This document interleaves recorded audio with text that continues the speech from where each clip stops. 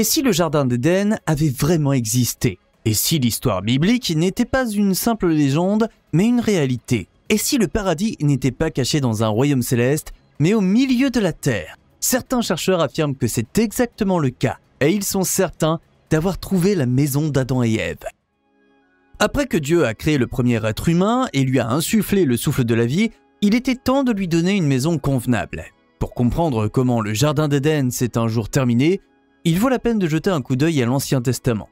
Nous lisons à ce sujet dans le livre de la Genèse. Dieu planta un jardin à l'est et y plaça l'homme qu'il avait formé. Dieu fit pousser du sol toutes sortes d'arbres, beaux à voir et aux fruits délicieux. Et au milieu du jardin, l'arbre de vie et l'arbre de la connaissance du bien et du mal. Mais en fait, ce n'est pas la seule information que les Saintes Écritures révèlent sur le paradis. Non, l'emplacement du jardin d'Éden est également décrit en détail. Un fleuve prend sa source en Éden. Là, il se divise et devient 4 fleuves principaux. L'un s'appelle Pishon, le deuxième fleuve s'appelle Gihon, c'est celui qui coule autour de tout le pays de Couche. Le troisième fleuve s'appelle le Tigre. Il coule vers l'est, au-delà de la Syrie. Le quatrième fleuve est l'Euphrate. Mais comme nous le savons tous, l'histoire ne devait pas connaître une fin heureuse pour l'homme. Dieu a donc permis à Adam de manger de tous les arbres du jardin, à une exception près. Le fruit de l'arbre de la connaissance était strictement interdit, car dès qu'Adam y goûterait, il mourrait. Après que le Créateur a créé Ève à partir d'une côte d'Adam, le premier couple humain vit d'abord heureux dans le jardin d'Éden. Cependant, le serpent n'a pas tardé à séduire Ève, initiant ainsi l'expulsion du paradis. Elle prétendit qu'ils ne mourraient pas s'ils mangeaient des fruits de la connaissance. En vérité, ils obtiendraient une connaissance divine. Aveuglée par cette fausse perspective, Ève n'a tout simplement pas pu résister à la tentation, et Adam a lui aussi grignoté le fruit défendu. Et en effet, tous les deux ont alors atteint une connaissance supérieure. Ils ont pris conscience de leur nudité et ont eu honte d'eux-mêmes. La colère de Dieu est à nouveau sans limite. Il maudit le serpent et condamne Ève à enfanter dans la douleur et le labeur. Il a également maudit le sol, afin qu'Adam en mange tous les jours de sa vie avec beaucoup de difficultés. Enfin, il est dit à propos du bannissement du paradis: il chassa l'homme et dressa les chérubins à l'est du jardin d'Éden et l'épée de feu pour garder le chemin de l'arbre de la vie. Et pourtant, il semblerait qu'une équipe de chercheurs ait réussi à venir à bout des créatures hybrides ailées et de la lame de feu, et à retrouver le jardin d'Éden. Le jardin d'Éden était là. Bien sûr, ce titre sensationnel présuppose une hypothèse très contestée. Le jardin d'Éden a vraiment existé. Les mots de l'Ancien Testament ne sont donc pas un récit métaphorique, mais un rapport factuel. Mais où les experts soupçonnent-ils l'emplacement du paradis, et qu'est-ce qui a conduit à cette découverte révolutionnaire?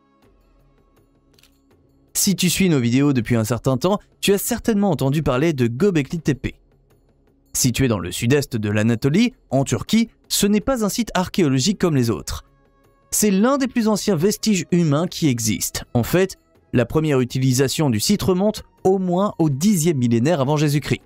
Tout cela semble intéressant et passionnant, et Göbekli Tepe a certainement mérité le titre du site du patrimoine mondial de l'UNESCO. Mais quel est le rapport avec le jardin d'Éden? Tout simplement, Göbekli Tepe n'abrite pas seulement les plus anciens complexes de temples connus. Selon les scientifiques, il contient également les vestiges du paradis biblique. À la lumière de cela, il semble particulièrement curieux que ce coffre au trésor archéologique ait été négligé par les experts pendant des décennies. Il a fallu qu'un berger local guide les experts vers les puissants piliers de pierre dans les années 1990 et leur ouvre littéralement les yeux. Le fait qu'il s'agisse effectivement du jardin d'Éden est prouvé par les illustrations millénaires. On voit une grande variété de choses sur les énormes piliers en T, notamment des fruits, des crabes, des canards et des sangliers. Cette représentation montre que les habitants de l'âge de pierre, qui ne savaient même pas comment cuire l'argile, vivaient de ce qu'ils trouvaient et attrapaient. Mais un changement profond s'est alors produit, qui a radicalement modifié la vie humaine pour toujours. Nos lointains ancêtres ont commencé à se rassembler en grands groupes et à cultiver la terre. En d'autres termes, les chasseurs-cueilleurs heureux, pour ne pas dire innocents, sont devenus des agriculteurs et des éleveurs laborieux. Pour les chercheurs, cette césure est à son tour synonyme d'expulsion du paradis. Mais ce n'est pas tout. Même si nous ne savons pas exactement quelle religion était pratiquée à Göbekli Tepe à l'époque, les experts y ont enregistré une découverte remarquable. Une sorte de plaque de paradis représentant un arbre et un serpent.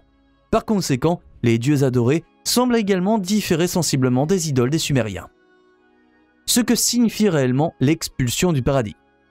Mais où se croise la tradition biblique et la réalité historique? Eh bien, fondamentalement, même si nous ne considérons pas Göbekli Tepe d'un point de vue religieux, le site revêt une importance exceptionnelle. Après tout, son existence même témoigne du fait que les chercheurs du passé se sont dramatiquement trompés.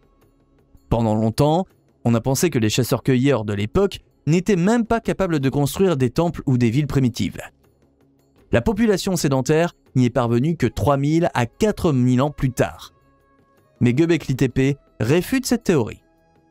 En ce qui concerne la théorie du paradis, il ne faut pas oublier que le site préhistorique est en fait situé entre l'Euphrate et le Tigre.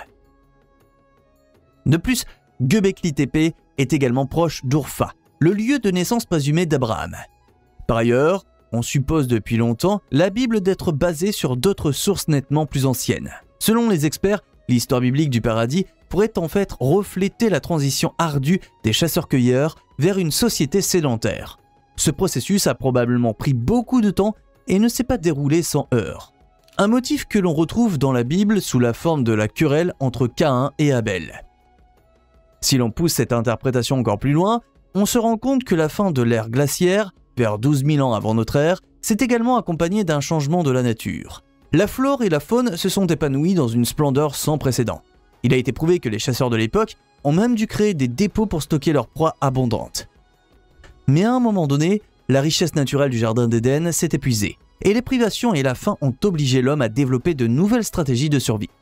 C'est pourquoi il a commencé à cultiver le sol, à élever du bétail et à se sédentariser. L'expulsion du paradis n'était donc finalement qu'un simple bouleversement historique, le début d'un nouveau chapitre de l'histoire de l'humanité. Eh bien, les réponses à ces questions dorment peut-être encore dans le sud-est de l'Anatolie. En plus des reliefs déjà mentionnés, des images de personnes ont également été mises au jour ici. Et elles sont effectivement dévêtues, tout comme le décrit la Bible. Cependant, Göbekli Tepe ne fournit pas seulement des indices pour la localisation du paradis, mais soulève également de profondes questions dans le même souffle. Qui étaient les bâtisseurs? Comment ont-ils réussi à construire des structures aussi précises et impressionnantes avec les moyens primitifs de l'époque? Après tout, il s'agit de structures qui pèsent parfois de 10 à 20 tonnes. Et quel était l'objectif réel du complexe? Autant de questions auxquelles les experts n'ont pas encore de réponse plausible. On ne sait pas encore si et quand cela changera. Bien que seulement 1,5% du site ait été découvert jusqu'à présent, aucune fouille complète n'est prévue. La tombe d'Adam se trouve-t-elle en Israël? Cependant, il y a aussi les gens qui placent le jardin d'Éden à un tout autre endroit. Alors que la description biblique de l'emplacement géographique est vivement contestée par les chercheurs, le Britannique David Rohl est arrivé à la conclusion que le paradis se cache quelque part à Tabriz, dans le nord de l'Iran. Manfred Dietrich, quant à lui, suppose que le jardin d'Éden correspond au jardin du temple mésopotamien Eridu. Dans la mythologie correspondante, le jardin du temple est réservé aux dieux et joue également un rôle important dans la création de l'homme. Cependant, selon Yuris Zarins, la recherche de traces du paradis nous mène tout droit à un delta de rivières inondées dans la région du nord du golfe Persique. Par conséquent, le jardin d'Éden peut être assimilé au paradis sumérien de Dilmun. Zarins estime également possible que l'expulsion du paradis représente la transition vers l'agriculture et l'élevage.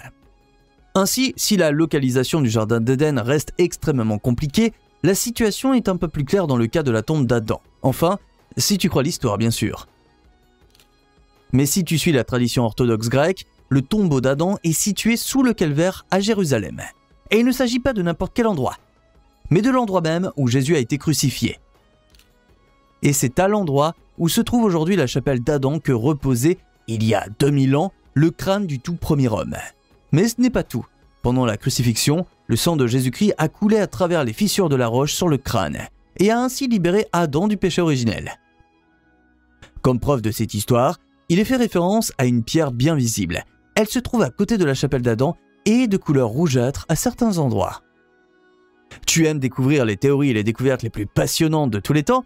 Alors qu'est-ce que tu attends? Appuie sur s'abonner et ne manque plus jamais une nouvelle vidéo.